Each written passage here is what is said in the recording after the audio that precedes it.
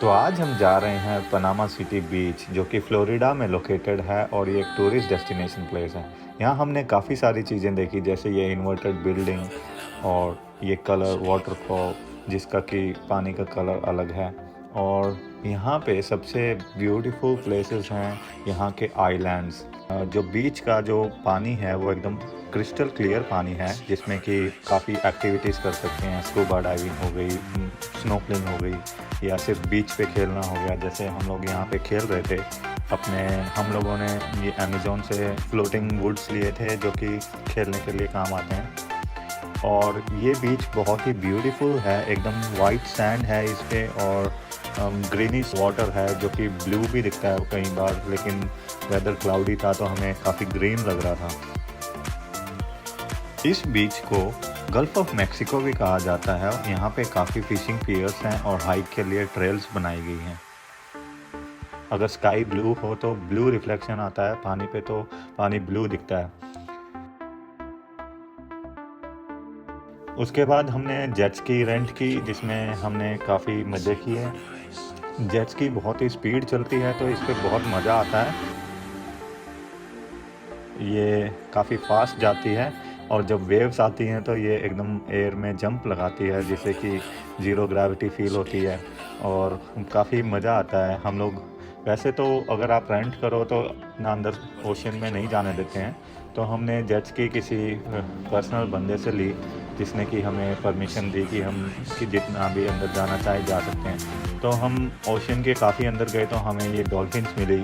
Dolphins का एक port था जिसमें कि 5 डॉल्फिन्स थी जो हमारे आसपास घूमती जा रही थी और हम काफ़ी उनसे खेल रहे थे। बहुत मज़ा आ रहा था हमें। हम अपनी जेट स्की बंद करके यहाँ खड़े हो गए इनके साथ, थोड़ा उनको ऊपर बुलाने की कोशिश कर रहे थे। अपनी जेट स्की पे थोड़ा टैप करके वो ऊपर आती हैं और जंप करती हैं। तो हमने काफ़ी मज़े किए, अपनी काफ़ी पिक्चर्स ली, यहाँ पे वीडियो बनाई और अच्छे से बिल्कुल इनको बहुत क्लोज से हमने देखा। डॉल्फिन्स कम से कम 40 डिफरेंट कैटेगरीज़ में पाई जाती हैं। जो हमने कैलिफोर्निया में डॉल्फिन देखी थी वो इन डॉल्फिनों से थोड़ी अलग थी, पर ये थोड़ी अलग हैं। डॉल्फिन का जनरली वेट करीब 100 to 120 केजीज़ होता है और सबसे इंटरेस्टिंग बात यह है कि ये एक दिन में कम से कम 15 केजीज़ फ़िश खा जाती है। और यहाँ हमारे साथ बहुत ही बड़ी प्रॉब्लम हो जाती है। मैं सुमन से कैमरा लेता हूँ और डॉल्फिन की वीडियो बनाने लग जाता हूँ, इतने में ही डॉल्फिन लेफ़्ट निकल जाती है और मैं जेट स्की को टर्न कर देता हूँ और हमारी जेट स्की फ्लिप कर जाती है। हम ओशन में गिर जाते हैं। डीप ओशन में थे, हमने आसपास देखा तो कोई दूसरी बोट नहीं थी, तो हम काफ़ी पैनिक कर गए यहाँ पे। और एकदम सुमन ने फिर जैसे ही गिरते ही आइडिया दिया कि हम इसको ट्राई करते हैं फ्लिप करने की वापस। तो हम दोनों ने एक साइड जोर लगाया और हमने इसको सीधा कर दिया। सीधा करने के बाद मैंने सुमन को बोला तुम उस साइड जाओ और वहाँ से चढ़ो, मैं इधर से पकड़ता हूँ, फिर से टर्न ना हो जाए। तो सुमन जो पीछे जा रही थी उसने देखा पीछे से इस पर चढ़ने का रास्ता होता है, तो सुमन आराम से पहले चढ़ गई और फिर मैं नीचे ही था, स्विम कर रहा था। ये तो अच्छी बात थी, हमारे पास लाइफ जैकेट थी तो हम दोनों सेफ़ थे, क्योंकि लाइफ जैकेट से बच जाते हैं। और उसके बाद हमारे पास जो डॉल्फिन्स थी वो भी हमारे बिल्कुल साइड में खड़ी थी, हमें देख रही थी कि हम कर क्या रहे हैं पानी में, लेकिन वो हमारे साथ साथ खड़ी थी। फिर मैंने कैमरा सुमन को दिया, हमारा गोप्रो भी ऑन था, मेरे हाथ में गोप्रो था। फॉर्चुनेटली वो भी बच गया, नीचे पानी में नहीं गया, क्योंकि ओशन बहुत ही ज़्यादा डीप था यहाँ पे। करीब करीब मेरे ख्याल से ऑलमोस्ट 60-70 फीट्स या उससे भी ज़्यादा डीप होगा। फिर मैं धीरे धीरे आ जाता हूँ और जेट स्की में की होती है जो कि जैकेट पे लगी होती है। जैसे ही हम गिरते हैं जेट स्की ऑफ हो जाती है। वो की मैं लगाना भूल गया था, हम बहुत पैनिक कर गए थे। और फिर मैं जेट स्की पे वापस बैठा तो मैंने देखा जेट स्की स्टार्ट नहीं हो रही और डॉल्फिन हमारे साथ ही खड़ी हैं। तो फिर सुमन ने बताया कि इसमें चाबी लगाओ, की निकल गई है। जब हम गिरे थे तो हमने की वापस लगाई और फिर अच्छे से बैठ गए।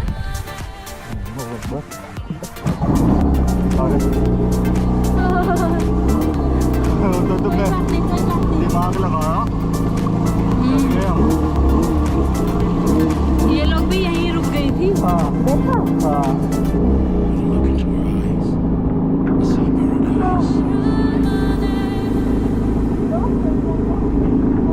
ये डॉल्फिन हमारी बोट पलट गई थी अभी, लेकिन इन डॉल्फिनों ने हमारा साथ नहीं छोड़ा। अभी तो ये 5 हो चुकी हैं, देखो हमारे बिल्कुल आगे आगे चल रही हैं। Thank you dolphin. सामने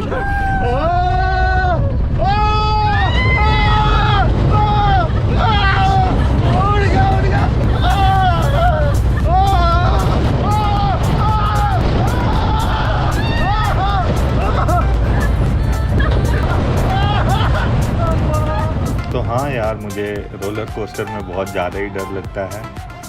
फिर हम इस बोट में डॉल्फिन टूर के लिए गए। काफ़ी अच्छी बोट थी और वो हमें अंदर लेके गए डॉल्फिन दिखाने। इस बोट में हमें ज़्यादा अच्छे से डॉल्फिन इतनी पास से हम नहीं देख पाए और इतनी ज़्यादा नहीं थी। फिर उन्होंने हमें ऑफ़र दिया कि क्या कोई डॉल्फिन के साथ स्विमिंग करना चाहता है। मैं करना चाहता था लेकिन कोई कूद नहीं रहा था, तो मैं भी बैठा था। लेकिन फिर काफ़ी लोग रेडी हो गए तो मैं भी उनके साथ जंप कर गया। और हम इस रोप को पकड़ के खड़े थे। हम देख रहे थे डॉल्फिन कहाँ है, पर जैसे ही हमने जंप किया डॉल्फिन वहाँ से चली गई थी। उसके बाद जो कैप्टन बोट को काफ़ी हिला रहा था, वेव्स बना रहा था, क्योंकि जहाँ वेव्स होती हैं वहाँ डॉल्फिन ऐसे जंप लगाती है। फिर हम जब यहाँ से शेल आइलैंड की तरफ जाने लगे तो काफ़ी डॉल्फिन्स पीछे हमारी वेव्स में जंप कर रही थी, जो कि देख के बड़ा मज़ा आया।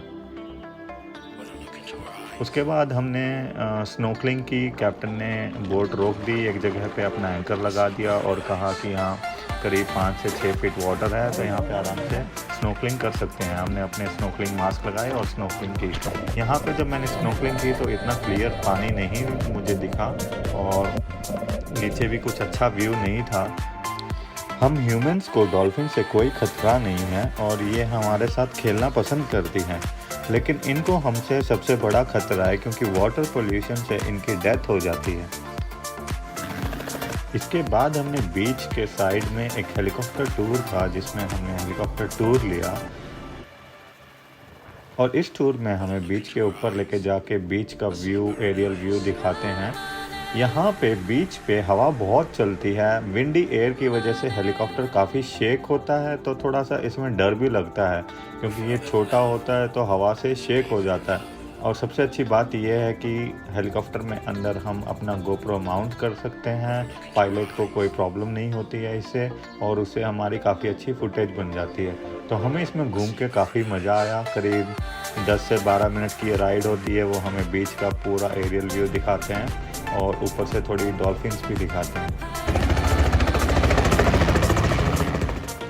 पूरे पनामा सिटी बीच में ये एक ही हेलीकॉप्टर राइड है और यहाँ के पायलट काफ़ी अच्छे हैं। बहुत ही स्मूथ टेक ऑफ और बहुत ही स्मूथ लैंडिंग करते हैं। और फिर हम पैरासेलिंग करने आए। मैंने पहले भी कर रखा है, लेकिन सुमन का ये फर्स्ट टाइम है जिससे कि हम पैराशूट में उड़ेंगे। और सुमन घबराई हुई एकदम, छाती फट के हाथ आई है।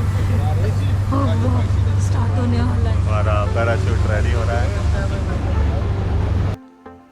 और अब हमें पैराशूट में फिट किया जा रहा है 1 बाय 1।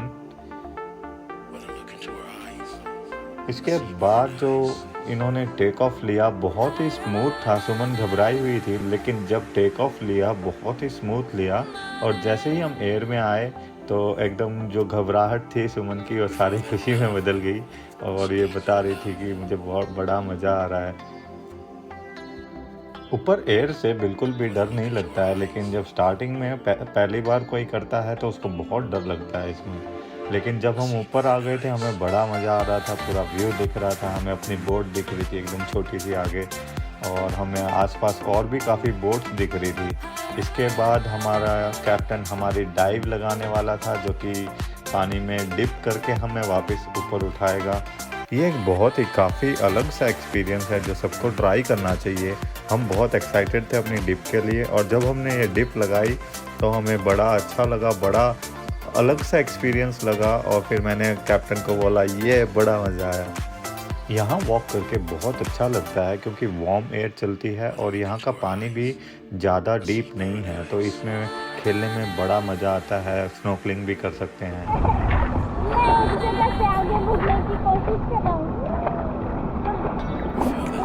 समर वेकेशन के लिए ये जगह मुझे बेस्ट लगी क्योंकि पनामा सिटी बीच में क्राउड कम होता है, जबकि मियामी साइड क्राउड बहुत ज़्यादा होता है। अगर आप अपनी ट्रिप प्लान कर रहे हैं और आपके कुछ क्वेश्चंस हैं तो आप कमेंट सेक्शन में हमसे पूछ सकते हैं।